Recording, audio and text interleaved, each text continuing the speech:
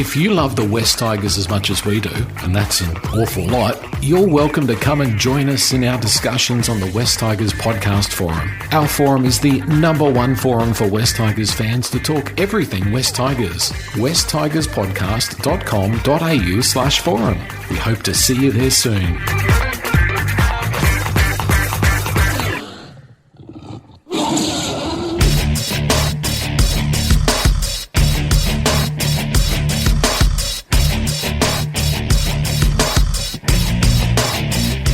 West Tigers podcast. Unfortunately, you guessed it, it's another post-loss edition of the West Tigers podcast.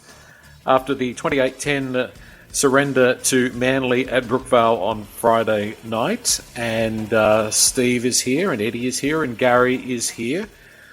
Gentlemen, I've got 1, 2, 3, 4, 5, 6. I've got 7 one words, so I've splurged a bit on one words. Gary, have you been able to keep it to one? Have you got more than one? I actually found it really hard to find a one word this week because how do you describe that performance? There's so many words that can describe such an inept display. So I'm just going to stick with inept. It was a horrible game on Friday night, and it showed our performance was just inept for an NRL team. Steve's dressed in red and black. It kind of looks a little bit like the Perth Bears colours. I hope we're not losing you to the WA team, Steve. Well, I've considered it carefully, but no, not at this stage. Perth mightn't be a bad option, though. So my one word is, well, it's a phrase. It's a phrase, Joel. It's 10 to 15%. Yep. And it just seems to me that we play 10 to 15% worse than whoever we're playing. Mm. So we play the Raiders and they turn up, and we play 10 to 15% worse than they do and just don't get away with the points. Then we play Manly, who are there for the taking, who were absolutely horrible, and we play 10 to 15% worse than them. So that best sums up our season, I reckon. And Steve, I think Manly only played at 10% themselves, so I guess that puts us at -5%. That's 100% right. Eddie. Which would be 85% if you take the 15 off. Eddie, how are you feeling? Not very good, Joel. The boys have got sensible one words. Mine's not very sensible. I went outside this morning, Joel, and it was a bit slippery, and I fell over, actually, so just outside the front door. So I went online, and I went to a place called Sydney Doormats, and I thought, I need a new doormat, and I'm going to get an orange and black one. I'm going to call it West Tigers, because that's what we are. We are a walkover as a club, on and off the field. And I'll get into some of my rants later. Well, I think the topic that sort of sums that up has something to do with Talon De Silva, and we'll talk about Talon in a moment, because my 7th one word does lead us into a bit of a discussion about that. So I've got talk, and sometimes it comes up on the forums, and our fellow West Tigers fans say to me, they are sick of hearing all of the talk. If you remember last week, there were the press conferences, the media opportunities where players stood up there and they spoke about this and spoke about that, and it just all becomes talk, and they don't follow through on it. The other thing I'd like to say is I'm a little bit over the excuses all of the time. There is always an excuse. It's the referees, it's the weather, it's the this, it's the that. There's always an excuse, and that only runs so far as I'm concerned. I think there was a certain amount of complacency in the way the West Tigers approached that game, albeit obviously missing some really key players. But I think they thought that they just had to turn up. I think they looked at that Manly lineup, they looked at that Manly forward pack and went, we got this. And they went out there with that attitude, which of course leads into arrogance. There does seem to be a little bit of arrogance sometimes. I have, of course, got physicality and collision. You can't win if you don't win the collision. Momentum as well. We just struggle to get any momentum in games. But my number one word for the week is natives. And it may not be the most politically correct term to use, but the natives are restless. I haven't seen the West Tigers fan base so upset in a while. And it seems to me, Eddie, well, I'll flick it back to you first. It seems to me that the Talon De Silva situation seems to be the tipping point. It just seems to have pushed, the Galvin stuff. There was a lot of things we didn't know, but people are really unhappy at the moment. Well, rightly so. I mean, I went on for about 20 minutes last week, pushing back, not necessarily on Gary's points, but just asking a lot of questions around this Talon De Silva thing. And whether you rate him as a better player, Appy or not, I think is a separate discussion. It's the wider discussion of we're just giving up on another season.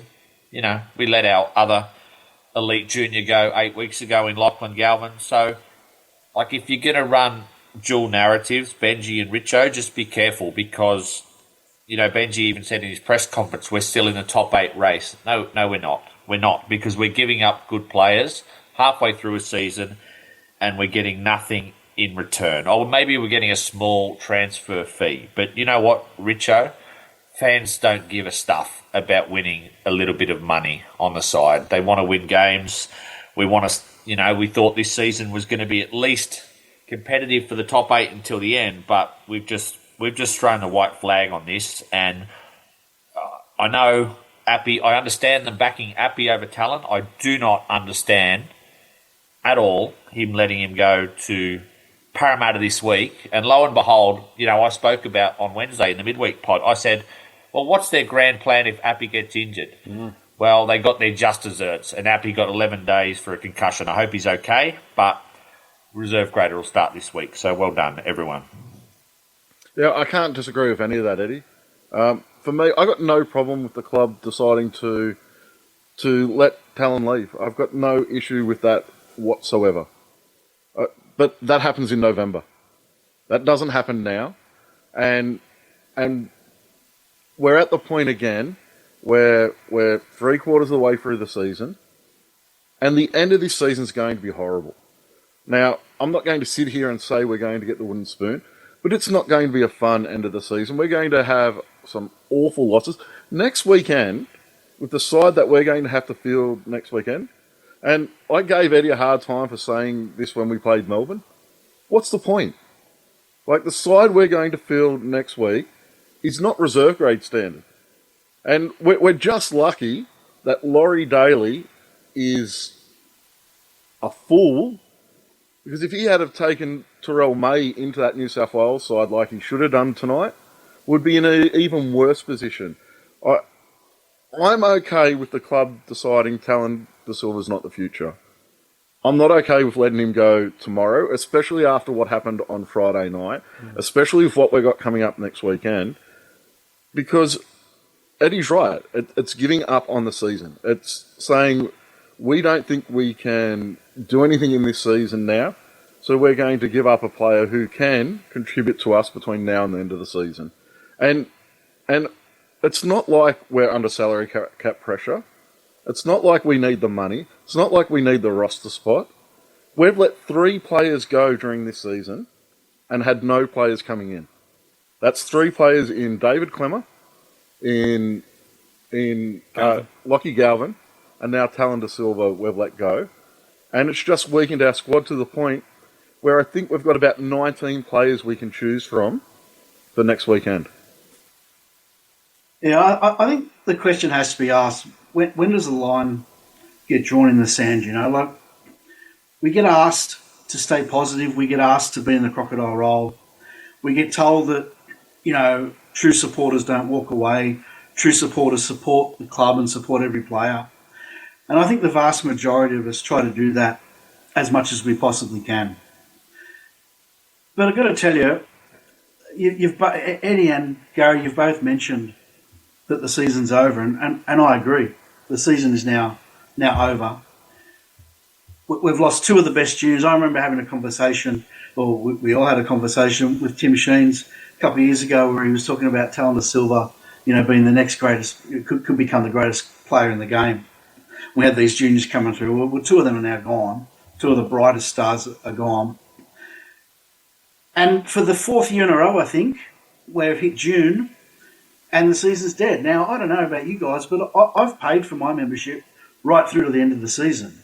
And there's still, I don't know, half a dozen home games that I'm going to attend and cheer for a team, because I want to see a team succeed and win. And I want to see a team make the 8. And quite frankly, I'm fed up we've been told to wait till next season, or getting halfway through our season and saying it's going to happen next season. Because I got news for you. It doesn't bloody happen. Right? We get told next season's the one, and then next season comes around, and come June, we piss it up against the wall again. Again. And now we've got to wait for next year. What will the excuse be next year? And who'll be the next bloke to walk out the door because he doesn't want to be part of the rebuild or the crocodile roll or whatever you want to call it? And Steve, sorry, mate, keep going. No, you go. You're right in saying, like, we get that message that true supporters support the club. We are true supporters. Absolutely. And we support the club. We're still supporting the club now. We're all giving up our Sunday night to sit here and have this conversation. There's going to be many people who give up part of their day tomorrow to listen to this podcast, despite what the side dished up on Friday night. These people are all true supporters of the club. But it's time the club supports us. It's time the club supports the fan base and gives them a side that's going to compete throughout the entire season. Not get to this point in the season and just meekly surrender. Because that's what we're doing. We're meekly surrendering. And I think that's a really valid point about memberships, Steve. We've got the lowest memberships in the competition. How do you sell memberships when year after year you get to this point of the season and the club makes a decision to pretty much tank the rest of the season to create some mythical war chest for next season? Now, I am still positive. I still think we're going in the right direction. I still think as a club, next year is going to be better than this season. But there's still, 10 rounds to go this season? Give us this season first. I think the club's, to a degree, lost control of the narrative as well.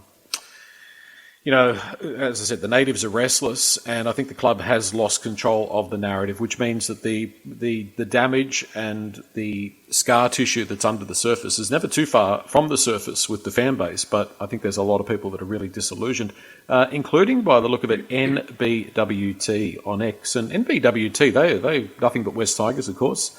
They often have really, really good information from the club that most of us don't have. Like, they normally gazump us on a lot of stuff, but on X they posted, my favourite part of the De Silva stuff is Appy hasn't actually even signed an extension yet. Not getting a single player back, even just for the rest of this year, for 2 juniors under contract is as bad as any football decision the club has made. The other thing I'd say, I'll throw to you, Gary, but the Knights are on 14 points as well. I don't see them handing over Kai Pearce-Paul, even though Kai Pearce-Paul is signed with us for next year. I don't understand. I'm struggling to find the logic of letting players go without getting anything in return. I just can't see what the upside is. On that Appy thing, there's no doubt that Appy signed. There's no doubt that, there shouldn't be any doubt that they're not doing this if Appy is still unsigned. On the Kai Pearce-Paul one, the Knights should be the club who is releasing someone because they're under salary cap pressure. They've got a guy coming in next season who's on $1.3 million that they couldn't really afford. And if anyone was going to be releasing players, it would be the Knights. And it's not the Knights, it's us who apparently have a war chest and apparently have lots of roster space left, and we're the ones releasing players. So, Gary, you mentioned then that we're going in the right direction, and I agree with that. And I think most people, when they're in a reasonable frame of mind, would agree with that. But I just have pulled some stats out for that. And I'd like to say I went and did all the research myself, but I didn't. I actually saw it online. So, last year, at this stage, we'd won 4, lost 11. This year, we're 5-10. We were 17th last year. We're 14th this year. We got a differential of minus 139 last year. We got a differential of minus 84 this year. So we are making progress. But for me, it feels like we take 3 steps forward, and then we take 2.9 steps back. Right? The growth is just so slow. And is this encumbered by, I think, decisions that have been made today and it's just not happening fast enough. The other thing I just want to mention too that really disappointed me about this weekend's game, and that was the press conference by Benji. And I like Benji, and I still think Benji's the guy for the job. I don't necessarily think he's got the right people around him, but I think he's the guy to take the team forward. But he came out and he praised Manly's efforts in the press conference. I can't remember his exact word. He praised ours as well. But he said they were tough, or he said they were gritty or something like that. Now look, mate, Manly were horrible. Manly were horrendous. The only thing is we were 10% worse than horrendous, right? Now just compare that to Craig Bellamy. And I know we're not Melbourne, but surely that's what we aspire to be. Isn't that what we're aspiring to get to? He demands excellence. He demands perfection. They win games, and he has the dirts. And he can't say a positive thing about their performance. When they get the 2 points, we get beaten in a rabble of a game that we should have won by 20 points. And I know we had Luai pull out and all that sort of stuff, but that's just an excuse, right? Next man up. And Benji was proud of the effort and was saying that we competed well against a team that was tough. Manly weren't tough. Anyone would have beaten Manly last night. Anyone. Joel, I've got a game. We won't play it now. I know I'm not the host, but I've got a game for you later. It'll only take a few minutes. It's about Shane Richardson. But firstly, I will say, now he is a very intelligent, experienced operator. And I think, I don't want to speak for all the boys, but I think we all think he's been one of the best things to happen to this club. And I hope sincerely that he is here for the next few years. But like the sad thing, all I can think of, I don't know what's going through his head, is the sad thing is that he feels with Galvin and De Silva that we don't have maybe a good enough environment to control this. Whereas you mentioned Kai Pearce-Paul at Newcastle. He's not going anywhere in the middle of the season. You know, Roosters have had players leaving next year and they're not giving up 2 or 3 players in the middle of the season. So I just think that's a sad indictment. The fact that when there's, potentially 2 local juniors want to move on in 18 months, or one definitely wanted to move on, that Richardson feels like as a club, we're not strong enough to withstand that noise and we're just going to give them up straight away. Like, it just doesn't happen elsewhere. I can understand giving up Talon De Silva at the end of the year. He's on $500,000 plus next year. I can understand the move to let him go for next season. But you can't do it now. There's no way you can make that decision now. And that, for me, is the issue. And Gary, just why do you think, I know we can't get inside his head, but there must be a logical reason why he's doing it. Besides, you just think it's a money thing? Well, like you and I had a conversation earlier about our club being a doormat, and I don't think it's our club being a doormat. I think there must be a reason why they've made that decision there, and I'm guessing it's got to do around culture. But we need this guy. We need this guy at least for the remainder of this season. Appy's head knock, these things can stretch out past the 11 days. He could be out for the next 2 to 3 weeks. We knew that Luai was likely to be playing Origin, so we wouldn't have him next weekend. You and I actually discussed this, and I wasn't as against releasing him at this point of the season on Wednesday night when we discussed it, Eddie. But how Friday night went, that changes your decision on it. And I don't care if you'd made arrangements with Parramatta for him to go now. That wasn't signed off on because he played for us on Friday night. There's no way he plays for us on Friday night if it's signed off on. What happened on Friday night makes a big difference to me in the thinking around that. And I don't know why the club has still gone through with it. I wouldn't have still gone through with it. Eddie, to give you a plausible explanation to your question about, why is it happening? I think we're just paying for the sins of the past. I really do. I think, as I've already said, we are heading in the right direction, but it's not happening quick enough. And these guys want instant success. They want to be, holding the trophy this year or next year. It's as simple as that. He can't see himself getting enough first grade time at the club, and so he doesn't think the club is worth hanging around for. Look at young Wishart. down at Melbourne, an absolutely outstanding footballer who sits behind Munster, and he's happy to play at 14 and play his role at Melbourne. He's quite happy because he knows he's going to get success, or he believes he's going to get success and develop his game at that club. These guys obviously still don't think that, despite the fact that we are improving, despite the fact that we've made positive steps. These guys obviously do not think it's going to happen quick enough or well enough to be worth staying as part of our club. And I said this last year, guys, on the pod. I said my biggest fear was that all this was going to blow up in our face because these young guys coming through weren't going to stay and weren't going to want to be part of the club. And if you add Stefano to the mix, that's 3 of them that have walked out the door since we talked about that last year. And it continues for me to be a major concern despite the improvements that seemingly are being made. I'm not overly fussed on losing Galvin. I'm not overly fussed on losing Stefano. Looks like Tarzan, plays like Jane. If you watch him every week, I'm not that fussed about that. And I'm not that fussed about TDS. What I'm fussed about, the only thing that annoys me, is the way that the club is handling this, the way that the club has again lost the narrative, has allowed the fan base to get this upset and this angry without explaining what's going on and taking us for the ride and doing it in a sensible adult kind of way, which is sort of like, okay, well, Talon's going to not be here next year, but that's okay because, we need him this year. We want him to be part of the team.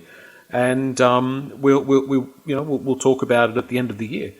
But it just seems that if you kick up enough stink, we just roll over and get nothing in return. So yeah, I'm not really that fussed about losing any player. I mean, there's some generational players like Tedesco, which will always hurt, but it's more the way that the club appears to be managed again that is sticking in my craw, Gary. Yeah, and what I'm going to say next isn't about excusing the club either. But the NRL needs to fix the system as well, because the system is broken. When you've got players, these players are agitating now because they're allowed to negotiate in November for 2027. That system needs to be fixed. What it allows for is for the poorer performing teams, the lower end teams, to be pillaged and have players ripped out of them constantly, because players are looking to shore things up almost 2 years before they're due to move clubs.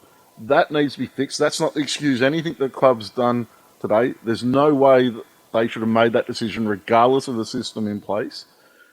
But that system needs to be fixed as well. I do not want to have a discussion about private ownership, so please let's not go into a discussion about private ownership. But I wanted to share this post from Gareth Sales on the West Tigers Fans for Life Facebook page, because I think it just sort of sums up a lot of how we're feeling. Gareth says, I've been a fan since 92, and honestly this is as disheartening as it's ever been. In over 30 years we've seen less than 10 finals games, and I don't see that changing under the current ownership model. The joint venture has failed. There's no accountability, no clear football vision, and no sustained plan for success. Other clubs have rebuilt, we just keep repeating the same mistakes. It's not just about losses, it's the culture, the leadership, and the complete lack of professionalism in every area. We're constantly chasing our tail while other clubs rise again.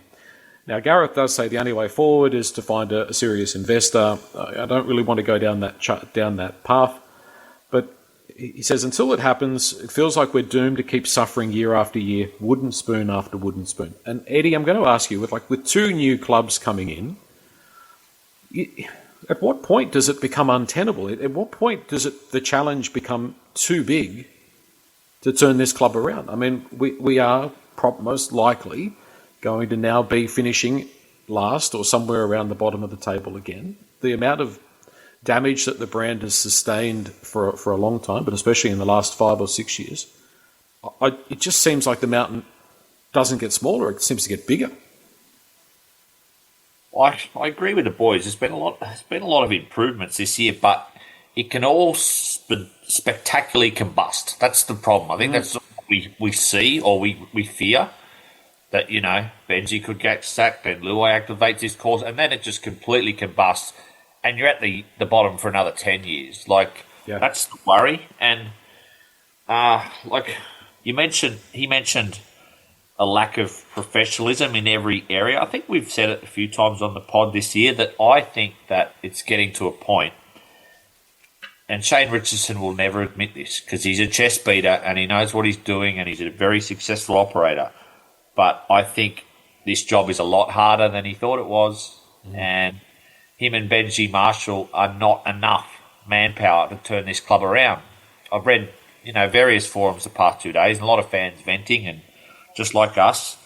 But you read things like other clubs have, 4 or 5 people on their recruitment staff or whatever. And, we've got Richo at the moment. He's doing here, there and everywhere at the moment. So, yeah, I know it's a very easy podcast for us to come on and vent, but I think the points we're making are pretty salient. It is painful progress. I'm still hopeful we can avoid that wooden spoon, which is what I said at the start of the year. I set pretty low expectations compared to some of you guys. I said if Benji can avoid the wooden spoon and finish 14th and get 8 or 9 wins, it'll be okay. So that's still up for grabs. I know that's probably setting the bar extremely low and people will say, oh, that's just mediocrity. But the worry, I think, for all of us is we can see it all combusting, when these things just lead to snowballing down the road and then the losses pile up. It's another season with an 8-game losing streak coming up. Like that's just really hard to swallow. Steve, on that same sort of path, what's something I'd like to sort of talk about for a moment, and that is, it's something that we've often spoken about, and that is attention to detail. And it does harken back to what you're talking about in regards to the Melbourne Storm. And every West Tigers fan should go back and watch the replay of the game against Manly and count how many times passes did not hit the mark. How many times passes were up above someone's head or down around their knees, and it just seems to be that close enough is good enough. That just always seems to be the mentality, and it does make a difference. There was a couple of opportunities in that game, and we'll talk more about the game more specifically, but there was a couple of times in that game where if the ball hits the right guy at the right time, maybe the result of that piece of play turns out differently. So attention to detail, I mean, as you said, Bellamy drives those standards. Who is driving these standards? Because I'm not seeing it. I'll just say, firstly, Joel, you're right, because it did happen in the game when Dewey hit that pass to Seafarth, who ran through the gap and scored untouched, right? So when it works, it works. And we've seen that. We've seen that when we get it right, we are capable of getting it very right. Look, I've been saying it for a long time. Joel, I don't know. That's probably why you threw to me. That this attention to detail thing gets under my skin. And what goes alongside that is the acceptance of mediocrity and no standards of excellence. And look, it's just to put it out there, it's not just something that I come up with and make up, right? It's what I've done in my career for the last 20 years, right? And so it's very dear to my heart, and it's something that I think I know a little bit about, right? I don't know much about much, but that's something I reckon I do know a little bit about. And I just see it. I just see it so plainly that we don't do the work necessary to operate at an excellent level, whether that be on the field or off the field. And I've seen that for a long time, and I don't want to be negative about what's happening because I do think it's getting better and I do think it's been addressed, albeit very slowly. And I can't comment about training methods and what happens on the training paddock because I've never played at that level. I've never been involved in sport at that level, but it just appears to me as someone who has spent a lifetime looking at improvement processes, structures and strategies, that we do not put the effort in where we need to put the effort in to get to excellence. And that's what you're talking about, Joel. That's the examples you just gave. The pass that goes behind the shoulder, around the ankles, the clunkiness in the attack, the fact that how many tries were scored down our edges, left and right, the other night. Right? That's been happening for years. Why hasn't it been addressed? Why is it still a perennial problem? We got another try scored off us where someone came through and took the ball in the air off us and we didn't compete for the ball. How long has that been happening for? I don't profess to know.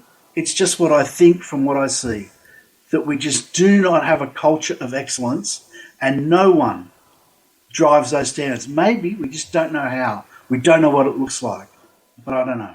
Well, Gary, you'd say that this level of the NRL is elite. This is the elite level. This is where this is the pinnacle. And I don't see an organisation that is an elite organisation. I don't see an organisation that consistently hits elite. And not everybody can, not all of the time. But I feel like, watching the other games this weekend, I feel like we're in so many areas of our play, in so many areas, and albeit it's not just this game, it's right throughout this season, it's scar tissue from the last few years, but we're still a couple of rungs down in so many ways.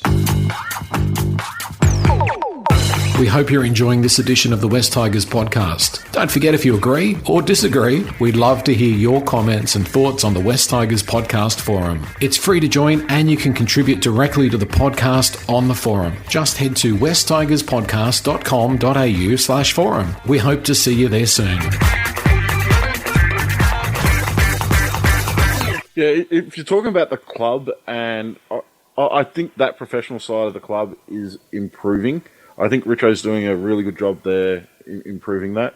For me, I've spoken about all season on the field that it looks to me that a lot of our sort of shape and block plays and set pieces, that we just haven't practiced them enough. We haven't had that attention to detail. We haven't had that level of excellence where you're just repeating it, training during the off-season over and over and over again until it becomes natural and players are in the right spot. And not only that, once you get to that level where you can run that play over and over and over again on the field, the variations come to it as well, where you see something else in the defence and everyone's able to adjust to that. And you can modify what you're doing based on what you're seeing in front of you. We don't appear to be able to do any of that. When we do run shape, it looks like we're running plays exactly how we've run them, and we aren't able to adjust to what we're seeing in front of us and implement changes on the run because we don't have the foundation of that base play down far and embedded enough. And that seems to be an issue on the field since the start of the season that I think at times has improved through the season.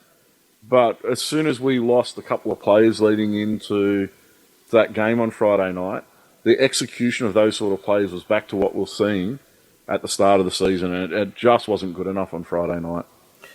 Yeah, just not good enough. We started the season thin in some areas, and we've let players go, we've lost players, and we haven't replaced them, and that seems to be negligent to me. I think it's negligent to see a season and an off-season that so much work was put in to let it slip away the way that it has. Professionalism, yes. However, I was getting the members' email every Tuesday with the team line-up, and it stopped. And no, it's not in my spam. It's not anywhere to be found. I'm not getting any members' emails anymore. So anyway, be that as it may. Let's have a look at the one words from the West Tigers podcast forum. And obviously most of these in relation to the game against Manly. Mike's word was depressing. The Richo meter was bad. Now, technically on the Richo meter, Mike, bad doesn't exist, so I'm substituting it and saying poor. So we'll say poor. Canberra Tigers' word was clueless. The whole club from top to bottom. Written, I don't think, too long after the game, but probably a lot of us would agree in a lot of ways. Tigersman, Sheen's ball. Everybody's out of position and we still lose. Tigertown SFS had a few. Regression, spoon, we're playing like a spoon team, and roster, terrible roster, and also East. It's an interesting one word, but it was not the opponent for this weekend. It's give our licence to the East Tigers. LFC Tigers' word was shambles, both on and off the field. Davey Farrell, broken. The club and Benji, they're both broken. Benji must walk. Our lack of attack was embarrassing. Tiger Tragic 56, confused. That's our selections, our attack and our defence. Osmo7 is new to the West Tigers podcast forum. Welcome, first-time commenter, long-time sufferer. And Osmo7's word was lacklustre. Terrible performance, no energy, no direction. Wagga Tigers' word was done. The club has to be done with the way it operates. From team selections to the development of juniors, everything the club is doing needs to change. Plunder Monkey's one word was thin. Margins with the team, squad depth, tactical insight, capacity to overcome adversity, all thin. The one-word submissions continue on. We've got quite a lot this week. Kiwi Tiger, concerned. Maybe there's no way of turning this club around. Are we a lost cause? Chook's word was 20. You can't win with 3 starting spine players being 20 years of age. Mercy Rule's word was spoon bowl. That'll be against the Titans in round 27. Or should it be spoon bowl 2.0? Barra's word is help. We the fans, the players, and definitely Benji, we all need help. Teddy S, Groundhog Day. Nat Mac 78's word was lost. We look completely lost with the ball. We lost the game. I'm lost for words after that game. Peter A went for maladroitness. Sums up our team's performance. Of course, maladroitness meaning clumsy, awkward, and lacking skill. You looked that up, Joel? I did. Qatar Tiger via the website sent in a note to say, shocking, dumb, negative, worst effort of the year, but at least Melbourne are a good team. So there's all the one-word submissions from the West Tigers podcast forum. Let's have a quick look at the game. I don't really want to go back and remember it too much. What I will say is don't ever say I'm not a dedicated West Tigers fan. I was out on Friday evening. I was actually working and I wasn't able to see the game. And it was about 8:30 and I went to NRL.com to see what the score was. I wasn't looking at I didn't have an opportunity to look at the group chat or look anywhere else. So I thought I'll go and have a look at what the score was. And I went, 28-10. Bugger. I'm going to have to watch it because we're going to talk about it on Sunday night. So I had to sit there this morning, Sunday morning, and start my Sunday watching a replay of a loss, which is a really stupid thing to do. But when you talk about it, you got to watch it. What I will say, gentlemen, I'll throw to you first, Eddie, is I believe really sincerely that if you take Takiaho and Lodge and put their 8 and their 10 in our team, and the way that they played, especially in that first 20 minutes with their line speed, with the way that they were winning the collision, then the result would have been different. I think our problem, I know that I go on and on about physicality and winning the collision, but I still maintain that our biggest problem is up front. Well, it's hard to argue based on what we saw Friday night, Joel, and that was clearly the biggest disappointment of the game because I wasn't expecting to win with Buller and Luai out and the fact we got a very thin squad, but I wasn't expecting to average 31 metres a set. That's dreadful. And that's against a Manly pack. I went through at 8-17, which I rated the worst in the NRL. Well, if they're the worst in the NRL, sadly I got that wrong because we're the worst, because we were completely out. I don't know if it was out enthused or outplayed or out line speed or just everything by a pretty no-name Manly pack. And, Takiaho and you mentioned Lodge, I think it was Bullymore. Bullymore ran for 150 metres, so did Takiaho. Our forwards were so disappointing in that game. And whether it's a wider thing of, not being motivated or for God knows what reason this side could be complacent. But that was pretty galling getting outplayed by that Manly pack. Well, what I've got here is if you go back and watch it, Gary, often their play the ball was before our line was set. Like their play the ball early on, it was obviously their strategy. It was so fast that often the West Tigers defensive line was not set. So they had the momentum from the very beginning. And we just seemed so slow and so sluggish. And we don't ever seem to have anyone really running hard onto the ball, at least, and we've spoken a lot about it in that first 20-minute period.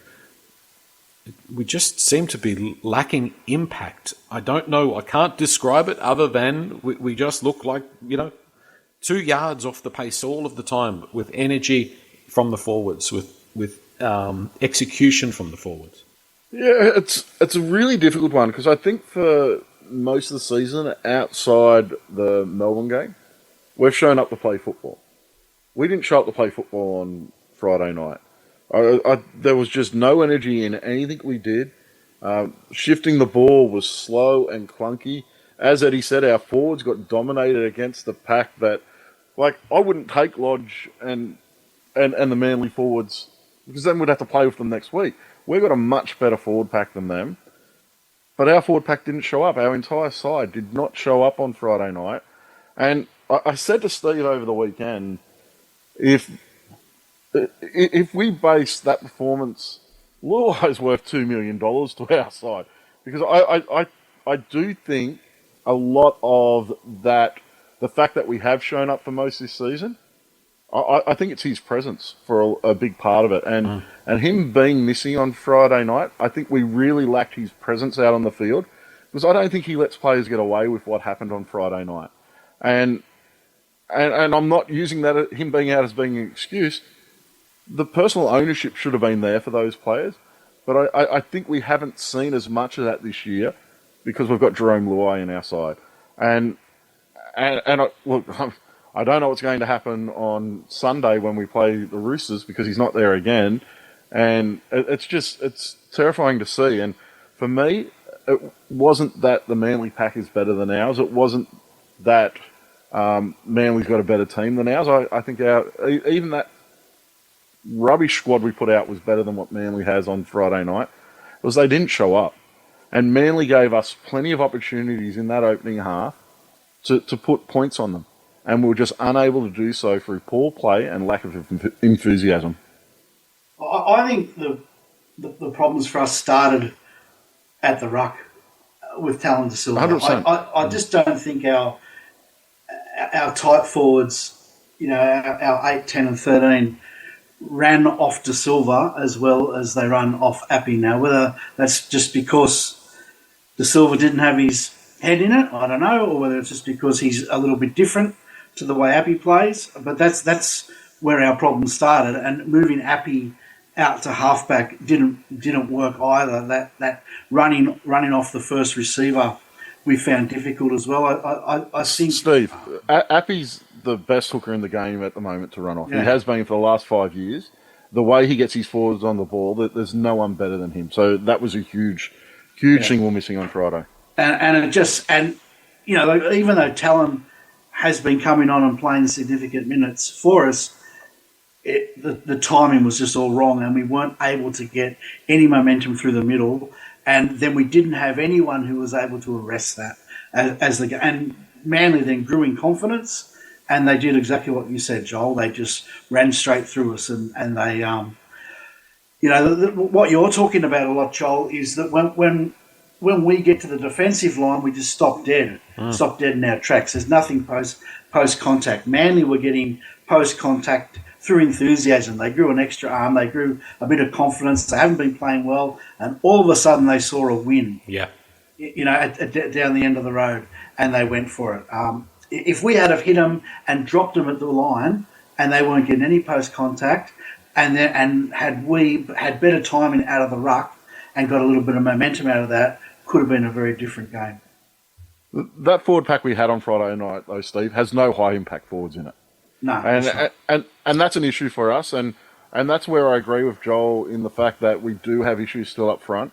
We are still lacking a high impact middle forward as a starter. I actually think it was a mistake to move Sione back to the bench and start Pole. I thought 100%. Sione was really good and provided a bit of impact early in the game against the Raiders, and that was severely missing on Friday night. So I think that was a selection error in starting Pole. I think Pole is much better coming off the bench, and that's where he should be for at least the next couple of years, I think. And we either get someone in to take that role, which I think we need to do, or at this point in the season, I'm running Sione in that role because he, much better starter than Pole is in my book. Probably both starting props are better off the bench. They're the two guys you want to bring on after 20 minutes, in my opinion. I'm happy. May definitely has to start for us. Yeah. His impact actually improves throughout the game. I'm not taking minutes away from. He's playing at least 60 minutes, and he's playing that from the start for me. It's just that you need someone to support him in that role because he does not have that impact in that first 20 minutes that you kind of need. We haven't got the front rower, the starting front rower. That's 100% correct, I believe. But we do have the impact player off the bench. The bloke just hasn't been playing well. And apparently he did on the weekend, right? Yeah, I went out to the game yesterday, and he was actually fantastic yesterday. He played about 30 minutes. Only ran for about 85 minutes, but they were high impact minutes. He started off the bench. He scored 3 tries yesterday of all people playing at fullback, and one of those was off a beautiful offload from Royce Hunt. So I would have him coming back onto my bench next week if I was selecting the team. Well, that's good to hear about Royce Hunt. But Joel, I wouldn't necessarily put these players through your shredder because I think that means they're basically dead, never to be seen again. But Jack Bird's not a starting NRL player anymore, unfortunately. Yeah. Like, he just got completely dominated. I don't know where his position is. The way his body is, I don't think he's quick enough for the backs. He's certainly not strong enough for the forwards. He can add some impact off the bench as he has at times this year. And then Alex You don't have a lot of options when you have options. Oh, no. Alex Seyfarth, though. Yeah, but Alex Seyfarth probably one of our best players on the night. So was Adam Dewey. Yeah. He and Adam Dewey. Who was the other one I was going to mention? Joel, Alex Twal. Again, when Gary talked about low impact sort of forwards, every forward pack's ideally going to have a mix of workmen and impact guys, and perhaps our mix is wrong, but yeah, Twal and Bird got dominated in that game, I thought. I can't disagree. Craig Ives on Facebook just joined the forum, the West Tigers podcast forum. He says, I can't find where to put the one word for the week. You put it in the live game day threads, and looking forward to seeing your contributions there, Craig. But Craig's word was cattle. We just don't have it, and we're still a long way off. Obviously, 2 massive pullouts from Friday's game showed our lack of depth, but everyone's still calling for Benji's head. What can we do with the cattle that we have? Was anyone calling for Bennett's head after the Bunnies were flogged last night? Well, I think that's a little bit of different scenario, though, given the amount of success that Souths have had in recent times. Gary? Yeah, talking about Benji Marshall, I think we're tied to Benji Marshall for at least next year. The number of players that are either in our club already or who are coming to our club, of players we don't want to lose, is just too high. I think there's many things he needs to do better, but I think we are tied to him for the next 12 months at least. Craig goes on to say, in my opinion, another couple of forwards who are willing to have a real crack and another centre is needed. Blokes like Twal and Seyfarth should be coming off the bench and not starting. I've got in my notes here, it took 23 minutes for us to really have a strong, physically dominant set in defence. 3 times in a set, we were able to drive them back, and Manly only made 20 metres, or about 20 metres in that set, which was really pleasing, but just not enough of it. Eddie, clunky is the word when it comes to our red zone attack. It's been that way even with our best team. We just are struggling once again in that red zone. And obviously, Buller, who provides that extra point of offence, was sorely missing as well. Always going to be very difficult without Luai and Buller. I probably didn't expect it to look that bad, but it did.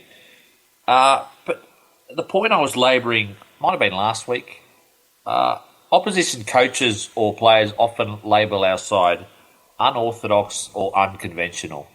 And my paraphrase for that is they're disorganised. And when they get 16-0 down, they go, oh, we've got some talent here, we're just going to start throwing the ball around.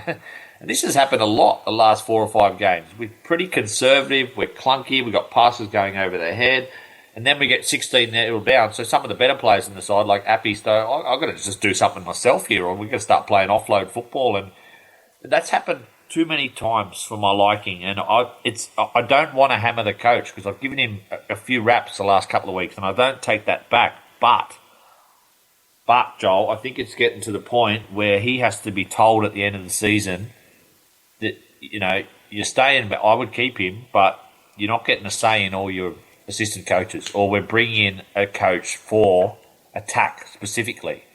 Because I don't want to bag him for sitting on the sideline because, Ricky Stewart sits on the sideline every week and they're top of the table, but you can't see what's going on at ground level. You've got no idea what's going on. All you can do is talk to your troops, and that's a way of engaging, and that's a motivating way. But you've got to have someone up on the box that knows what the hell is happening out there, because he threw his plan out after 15 minutes, which was probably fair enough. because Steve mentioned it. De Silva was really struggling, and you had to get Appy back to 9. But someone said, I don't know if it's true, and I know there were a couple of HIAs and whatnot, that there were 7 spine changes throughout the game. Yeah. Like, that to me just smacks of a Jersey Flegg open trial in November and a scrimmage. And you go, righto, boys, have 20 minutes at fullback, have 15 minutes at hooker. Gary, you can have 10 minutes at halfback. I might as well have. Let's just see how we go. So, Benji, I think he's got a lot of attributes that are, gives me hope that he can make it as a coach. And he has certainly improved the roster more than I thought he could in a couple of years by getting big fish like Luai and May and Taruva, guys that are playing well. But his X's and O's, I know there's a lack of cattle, and Friday's not the best example to hammer him with because that was a poor side that we ran out on Friday night. But, man, we need someone to organise this team because they look like they don't know what the hell they're doing at times. Mate, there were 7 changes to the spine on Friday night, but none of them worked. Like, I would have been changing them too. He worked. He was like playing like God. Yeah, we stuck with that one at the end, so I can understand the changes because no matter what he did, nothing was working. But Guys, Gary, if you talk about structure, right? So just on that point, why wouldn't, like with Buller out, our next most destructive back all season has been Stafford Toa. Now, why on earth have we not put some structures together and some plays together that have our back rower on the right side running through, and sometimes you give it to him and sometimes you pass it behind him and give the ball to Toa in space, get quick ball out to him, 2 passes, cut across behind your back rower and give the ball to Stafford Toa, who at the very least will then have a bit of space and time to try to do something because he's one bloke who can break a tackle and can beat a man. But he didn't see the ball. He didn't see the football. Now, again, I know, Eddie, you're right. We didn't have... We got thrown a curveball late with Luai. But it didn't even look like that had been thought about. It's interesting, Steve. You mentioned... Sorry, Gary. You mentioned in the press conference that Luai threw us into chaos. And it was like Luai pulled out in the warm-up. He pulled out pretty much the night before. So he obviously missed the captain's run, but it looked like he pulled out 2 minutes before the game.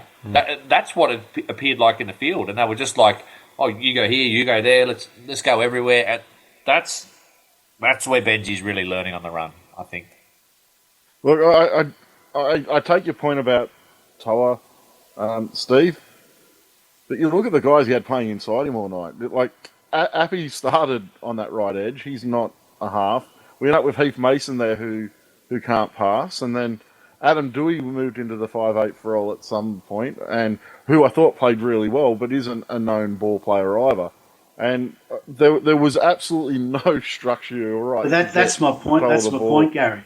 That's the point. Like even though if you've got 2 blokes inside that aren't great that aren't stars, but you run some drills of training to get them passing the ball.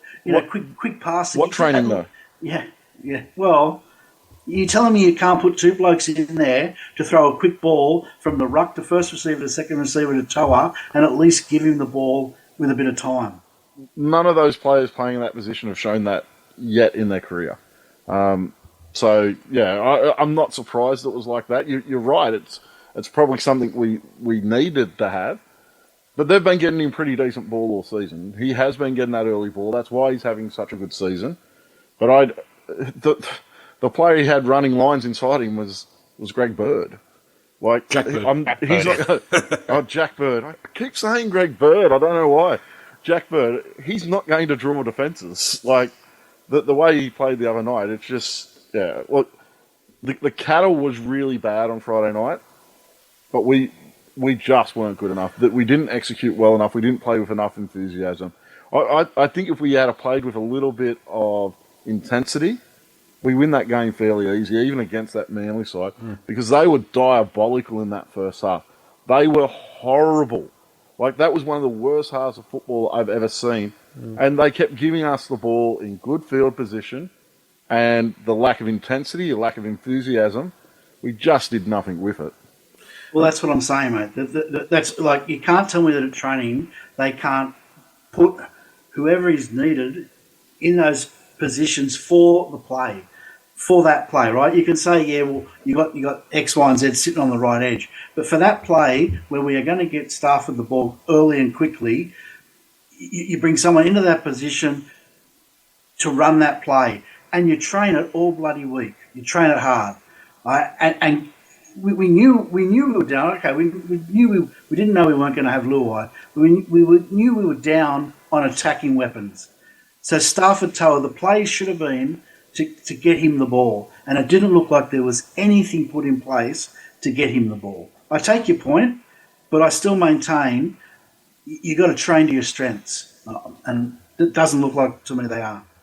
Eddie, just something that just sparked my memory. Well, I think we were talking about coaches and how great players don't necessarily make great coaches. And I was just thinking that through as I was listening to you guys, and I was thinking back about some players. Bellamy's a good example. Shane Flanagan, much to Gary's chagrin. I'm not saying that he's a great coach, but he's still rubbish. He's a premiership winning coach. But guys like that were sort of scrappers in that they had to work really, really hard and had to work with what they had to achieve first grade. Maybe not a lot of first grade, but they achieved their goal of playing first grade. And I remember some talk about, I can't remember who the coach was. It may have been when Junior took over at Balmain, where there was that concern that he was going to get frustrated with the players who weren't willing to do the extras like he always was. But I wonder if Benji, because it came so naturally for Benji, he was so naturally gifted that he just doesn't know how to connect with players that don't have that natural gift, and he just sort of thinks that it's going to happen naturally for them, and because that's how it happened for him. It's interesting. I think we spoke about it last week. Like, it's a discussion across broader sports. Not a lot of great ex-players make great coaches. And I made the point last week that teams tend to play in the personality of their coach. And he's got some great personality traits. I think he's dealt with media really well. He's kept the team relatively harmonious, calm. But his career, Joel, was never consistent. Like, even in his great halcyon days, you know, there'd be 3 try assists and 4 balls going over the sidelines. So I just think he's a young coach, and I think he needs to not select all his mates as assistant coach. I think he needs a little bit of experience or some wiser guys, perhaps with X's and O's, that can help him purely really focus in on his strengths. Yeah, maybe people that are not afraid to say no to him or to disagree. Yeah, maybe. Gary? Maybe. Yeah, Joel, about your point about great players not making great coaches, I spent half my life as a teacher. And what I found is sometimes the most intelligent person wasn't the best teacher, because a lot of things that came naturally to them, especially in things like mathematics, like they would skip a step in their head. And they just knew that automatically. And what happens is then how do you teach that step that you're missing if you don't know it? And I find that with a lot of coaches as well. My theory would be that things that they could just do naturally, they just knew how to do. How do you then break that down into steps to teach it to someone? How do you break down that game plan of where you're meant to be if you instinctively knew where to be there?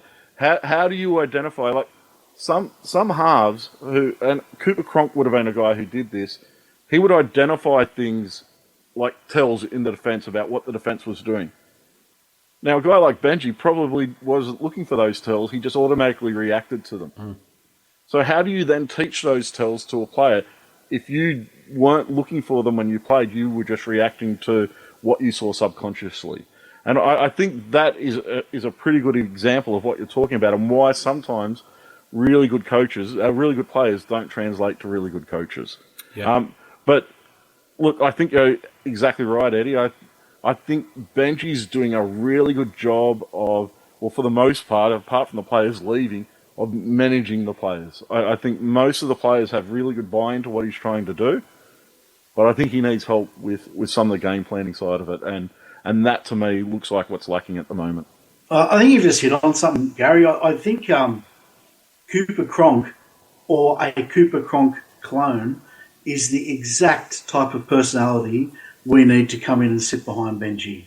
All right, Cooper Cronk is a guy who has, well, the way he talks, right, the way he talks now when he's commentating, has absolute attention to detail, talks about repetition and doing it until it hurts till you get it right, and has that mindset of just becoming perfect in your execution. And that type of mentality teamed up with Benji and the way Benji thinks and the way Benji, as Gary just said, manages players, I think would be a perfect combination. I'm not saying Cooper Cronk, I'm saying that personality.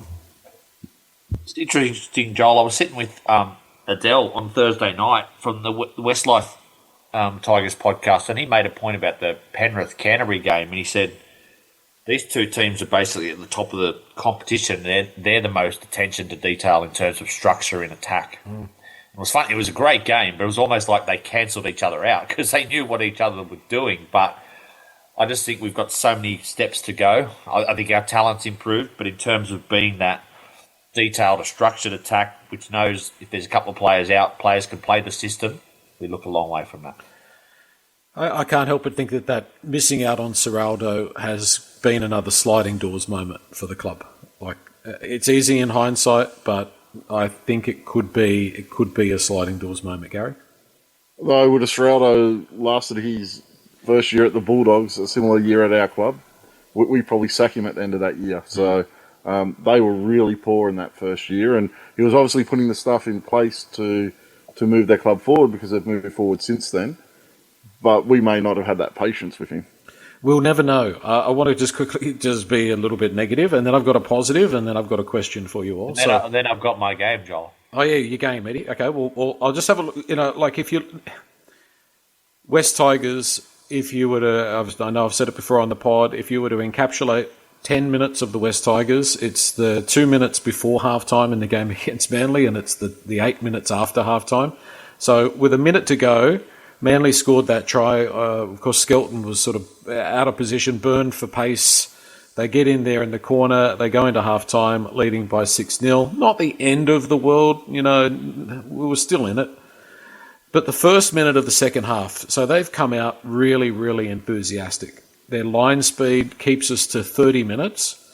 We turn the ball over to them. Our defence is flat-footed, nowhere near the same level of intensity. They make more metres. They make their way downfield. They get a penalty because we're offside. By the third tackle, they're attacking our line. They spread it to their left. Really simple play, and they score. And all of a sudden, it's 12-0. And it's like how to lose a game, or 10-0 it might have been, but how to lose a game in 10 quick minutes, just from two passages of play, which is substandard. The positive, before I throw to you for your game, Eddie, you can host then, although I've got one more question. The positives, I've got to say the Fainus. All three of the Fainus were a positive. I thought Samuela played well. I thought Sione did his usual, he's turning out to be a very consistent, very reliable prop. And I thought Latu had some really classy moments, which gave me hope. Probably, for me, those three stood out above anybody else. Did anybody else have any thoughts on the Fainus' performance, the three of them? I thought it was Sam's best performance of the season so far. I thought he was actually damaging in his runs, which we haven't seen for a little bit. I think he must have been carrying an injury earlier in the year, and I think he's starting to get over that now. So I'm really looking forward to seeing him back when Luai comes back into the side in, 2 weeks' time. Because I think that combination is really going to start to build. Sione, I agree. As I said earlier, I'd be starting him. Latu, I thought, really missed Luai being there. I think he still a young guy, still very inexperienced. I don't put a lot of the loss onto him, despite our troubles kind of in the attacking red zone. I just think he needs a little bit of help, and he 100%. Didn't have that help he needed on Friday night. Yeah, but if you're looking at that game from an unbiased perspective, he was the guy that looked to have the most class, the most potential there. I'm very happy to see what he does over the next couple of months, especially once Luai's in. I think that will be very telling, and part of the reason why I think we're going to, despite everything that happened today with Talon de Silva, despite the game on Friday night, Latu Fainu is one of the reasons I think we're going to be in a much better position next season. Eddie's got a game. Is it the good, the bad, and the ugly? Oh, it's. I've given Shane Richardson quite a few raps tonight because I rate him very, very highly, and I'd love him to come on this podcast one day and he could just tell me that I'm a deluded, gibbering fan, which is exactly what I am. But That's what we all think, yeah. But my game, Joel, I might direct it to you because Steve and Gary won't like this game. It's called Shane Richardson or Shane Pascoe. You have to answer these questions because, Richo, he is a very bullish man and he's in the crocodile role. I'm just worried this crocodile's starting to get on top of him at the moment because if you would ask the question, when Richo signed in 2025, Joel, in July, let's call it July, who would have the club playing back at 5 grounds? Would it be Shane Richardson or Shane Pascoe? Yeah, point taken. My second one, who would go on a podcast in round 7 and declare in a few weeks we'll have 2 or 3 signings? Would it be Shane Richardson or Shane Pascoe? This one's maybe a bit below the belt, but who would sign 2 mediocre players managed by his son who are possibly not good enough to be in the top 30? Imagine his name was Shane Pascoe. He'd certainly be copping some flack for that. Yeah. And who would release a press release on a Friday, saying that our percentage sales at Combank Stadium, and I sarcastically said, well, hat sales are up 3% and scarf sales are up 4%. But, really, Richo, do you really have to put a press release out for that? Because, I'm sure you're right and you know what you're doing money-wise, but, okay, if those merchandise and membership is up at Combank Stadium, you know what's not up? Wins. Wins are not up. And those 2 wins we could have had potentially at Leichhardt Oval against Parramatta and Penrith, they're out the window. And Richo, we're not in the race for the top 8, mate. We're in the race for the spoon again. And you know what most importantly is not up is the goodwill of the fan base. That's what has got me worried is the goodwill is diminishing, and it's really, really hard to win it back. Steve? Yeah, just on that fan base one, I think that's a recent thing. I think the fans have been pretty good with the club most of the year. I think it's just in this last 48 hours really that it's really taken It got rocky a couple of weeks ago, and it's yeah.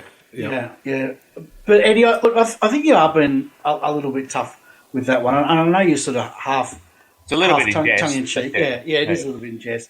I think what you said earlier is probably the most pertinent point when you said you don't think that Richo understood how hard it was going to be to turn this club around, because he has mentioned that there's a journey to go on, and that's that Richo meter, right?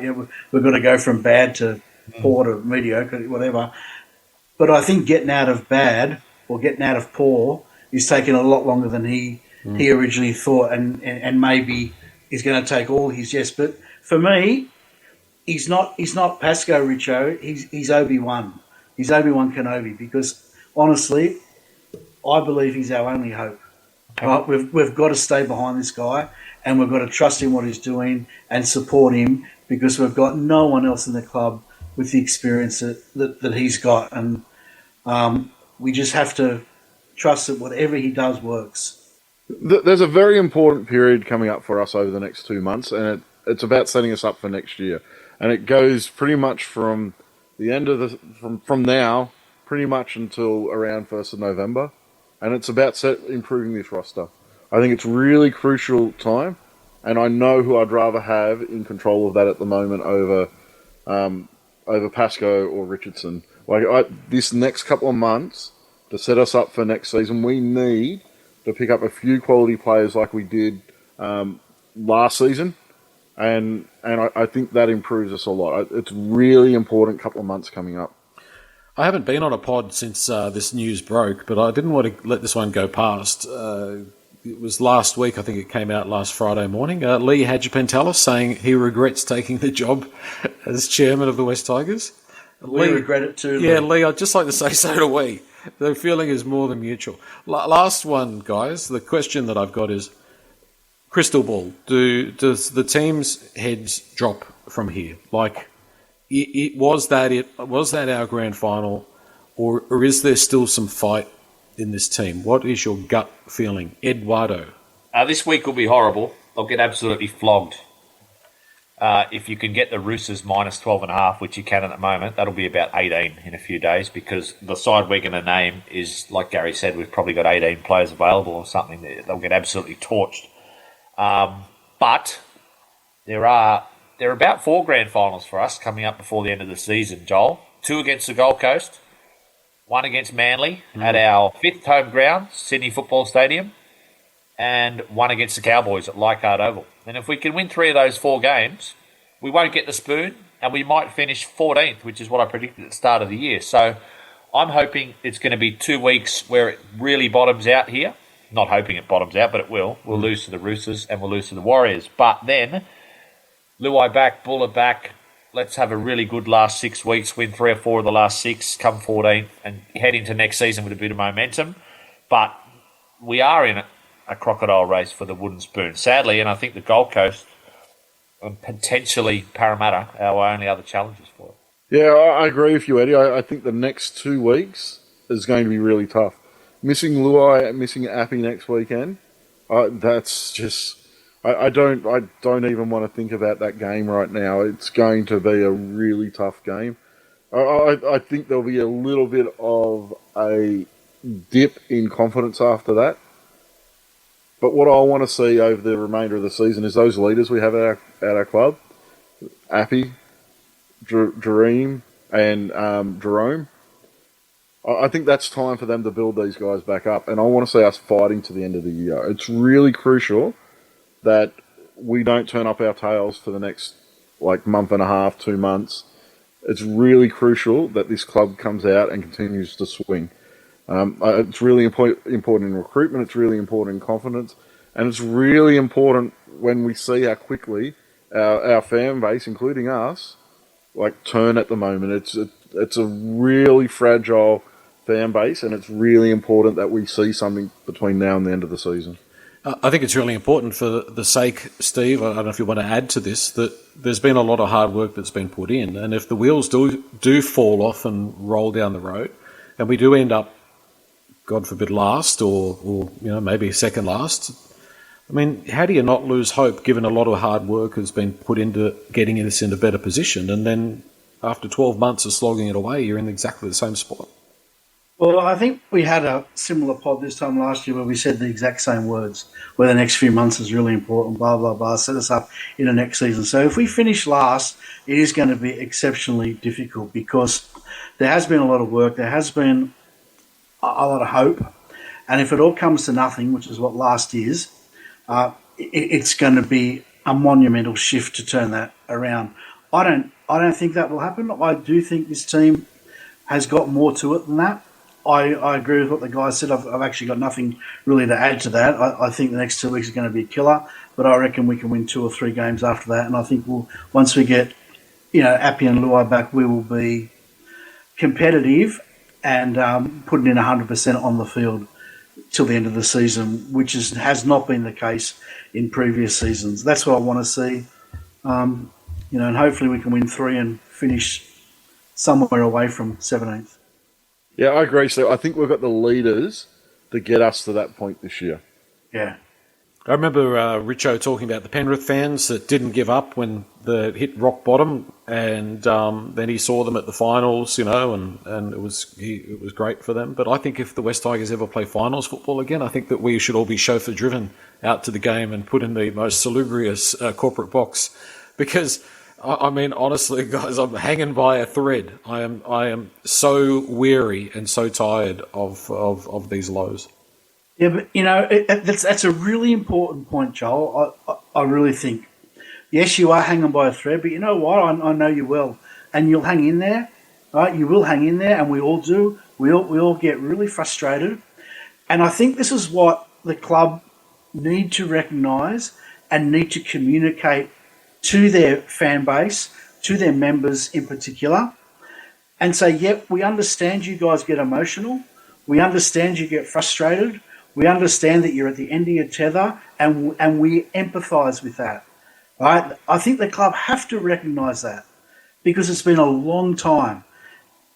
But the supporters of this club keep turning around, getting behind the club, every single time. Every time there's a disaster, every time there's 60 points put on us, every time a player walks out of the club, every time we lose a close match by dropping a ball over a line when we should have won a game, every single time the fan base gets back on board and supports this club. And our club, the people that are responsible and have a voice in our club, really need to recognise that and thank the membership for doing that, because it would be so easy for this club to have no one supporting it at the moment after what's happened in the last decade. But that's not the case. So, yeah, it's an important point. And it's really, I'm not going to say it's really easy, but it is really easy for Richo and the staff. They've been dealing with this for 2 years. Maybe some staff have been there 5 years. We're up to 14 years this season without finals football. That's 14 years without being in the top half of the competition. 3 wooden spoons in a row. I'm not going to predict that we're getting the wooden spoon this year, but you've been doing it for 2 years. We've been doing it for 14. There's also, I mean, not to talk shop, but if you look at relationships, relationships often come to an end where the relationships very rarely end in fire. They often end in ice. And I'm beyond emotion, Steve. I'm just sort of cold about it. So that's where I'm at with it. And I still love the club, and I still see the enormous potential. But in terms of my relationship and my care, for my own well-being, I have to take that step away and not ride the wave so much, because I've got to try and find the energy because we want to keep doing the pod, for example. But anyway, Eddie. I just was going back to the one-word submissions. Was there one from a guy called Qatar Tiger? Yes. Yeah, I heard that as well. Was that Steve? Steve, is that you? Because you're our new war correspondent on the podcast. Is that you, Qatar Tiger? No, but maybe it was someone having a bit of a laugh. I don't know. But no, it's not me. Maybe we should move to Qatar next year, the team. Maybe he's going to throw a few bombs. I thought that was your job, Steve, to go over there and get some investors where we could move the team. I tried, mate, and I showed the highlights reel, and they turned around and walked away. Okay. Yeah. Why would you? Yeah. That's a hard sell. But I think clearly we've worked out that Steve is in fact a CIA operative over there on Intel. So yeah, gathering intel. That's my conspiracy theory. The gig's up. Exactly. Thank you, guys. Thanks. Thanks, Will.